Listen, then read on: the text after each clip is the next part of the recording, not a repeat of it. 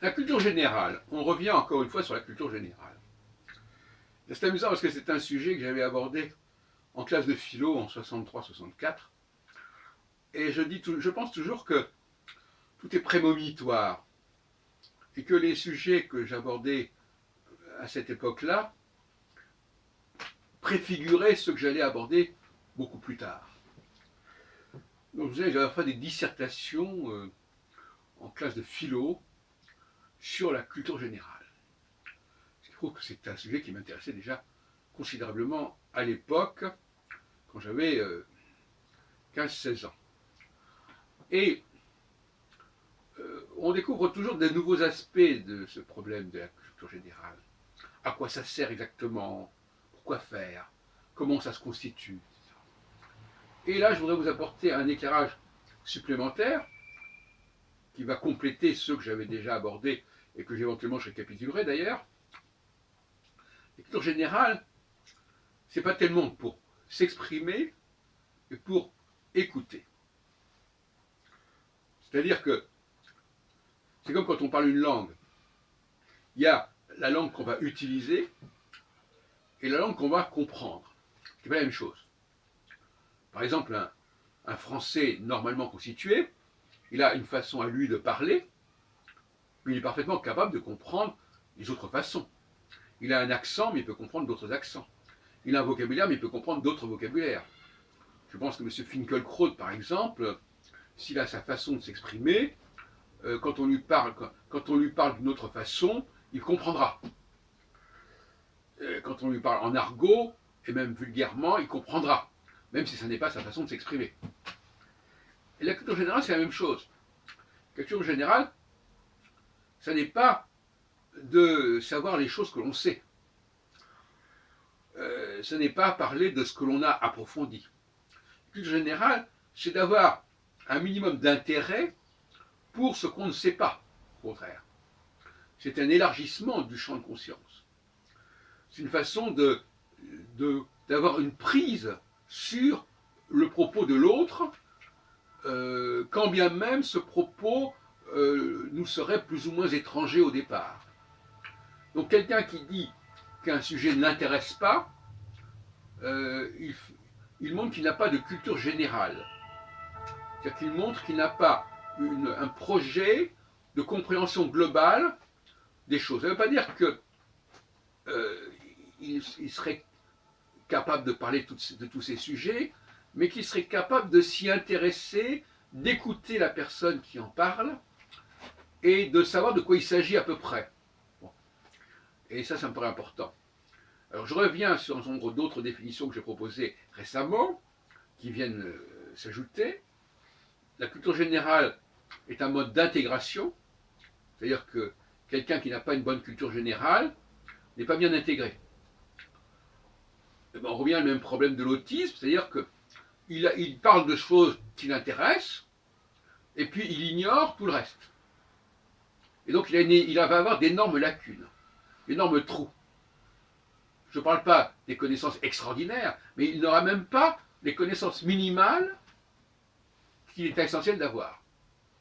C'est-à-dire que quel que soit le sujet, on doit avoir un bagage minimum qui permet de compléter, qui permet d'ancrer les nouvelles informations sur déjà quelques bases. Quelqu'un qui n'a pas de base, eh ben on ne peut rien construire dessus. Comme une maison, voilà, s'il n'y a pas de fondation, tout va s'écrouler. Et ça ne tiendra pas, ça ne tiendra pas.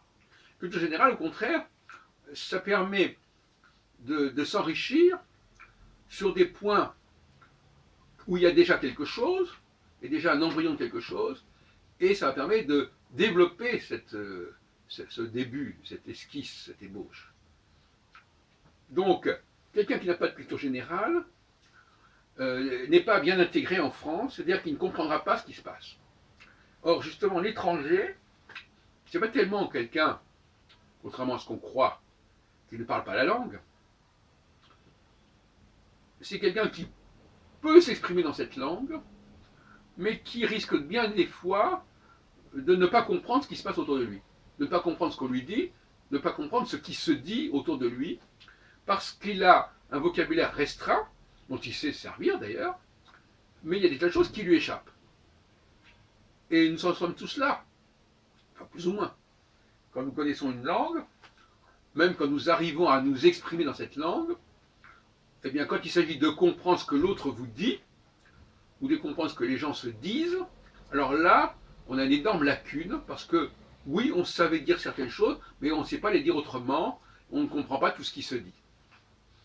Et un étranger, finalement, c'est fondamentalement quelqu'un qui ne comprend pas ce qui se passe autour de lui, qui fait des contresens, qui est à côté de la plaque, et qui, par conséquent, est un élément de perturbation.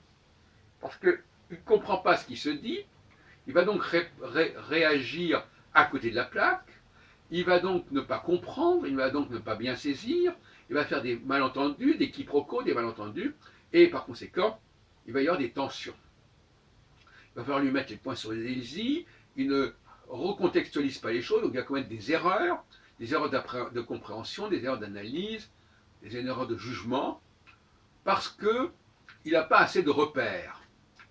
Et quand on n'a pas assez de repères, eh bien, il y a une saturation, tout simplement. Et à partir du moment où on sature, le cerveau, il démissionne, il jette l'éponge. Voilà. Donc, je terminerai sur ce point. L'important pour la classe supérieure, c'est pas d'émettre, c'est de comprendre, d'être à l'écoute.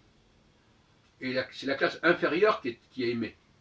Elle émet sur une longueur d'onde particulière, comme une machine va émettre sur une longueur d'onde particulière. Si on met un disque, elle va jouer ce disque, etc.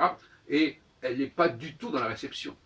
Les machines qui sont dans la réception sont très rares, et quand elles sont dans la réception, c'est toujours un angle très très limité, n'est-ce pas, comme si vous mettiez par exemple une caméra dans un endroit, bon, bah, elle filme tout ce qui se passe sous ses yeux, mais elle ne va pas filmer autour.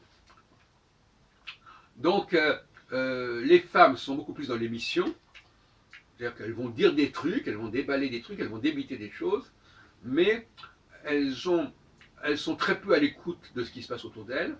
Entre elles-mêmes, elles ne s'écoutent pas tellement. Je dirais d'une certaine manière, on peut presque dire que les femmes peuvent être sourdes sans que ça pose vraiment des problèmes majeurs pour elles. Elles peuvent parler sans... un sourd peut parfaitement parler, il n'entend pas ce qu'on lui dit, mais il peut parfaitement parler. Et puis, il suffit qu'on lui dise un mot, qu'il comprenne un mot, ça va le déclencher, et alors à ce moment-là, on va sortir, tout comme quand une femme reçoit la semence d'un homme, et après ça la déclenche. Il suffit de très peu de choses. Donc maintenant, la femme est réceptive à 3%, et elle est émettrice à 97%. Et l'homme est émetteur à 3% et récepteur à 97%. Et ça, c'est tout à fait à l'opposé de ce que l'on croit, parce qu'on met en exergue la femme qui est réceptrice, parce qu'effectivement, elle reçoit la semence de l'homme, mais ce moment, au niveau du temps, le temps de la réceptivité est infiniment inférieur au temps de l'émission. Et chez l'homme, finalement, il capte énormément de choses, et finalement, le temps de l'émission, au bout du compte, est très faible, est très concentré, est très succinct, et parfois se réduit à une formule. Moi, par exemple, en fin de compte, je pourrais très bien formuler de manière extrêmement lapidaire mes réflexions par quelques schémas, et comme on dit d'ailleurs, un schéma vaut mieux qu'un long discours, hein, et ben c'est tout à fait ça. L'homme, il est dans le schématique, dans la clarté, tac, tac, tac, et la femme, elle est dans le long discours. Et je reviens aussi sur ce que je disais sur la psychanalyse. La psychanalyse a été une invention, a été une création de Freud, qui ne concerne que les femmes en réalité, qui concerne plutôt le rapport homme-femme, c'est-à-dire que la femme parle et l'homme écoute. Alors je sais qu'il y a des psychanalystes femmes, mais en réalité, c'est pas bon. Les femmes sont là pour parler et les hommes pour les écouter. Et en ce qui concerne les topiques freudiennes, eh bien, le surmoi, c'est typiquement féminin, parce que les esclaves ont toujours quelqu'un au-dessus d'eux, et le ça, eh ben, c'est une espèce de compulsivité à émettre, sans être dans la réception. Et la réception chez la femme, c'est le surmoi, et l'émission, ben, c'est le ça.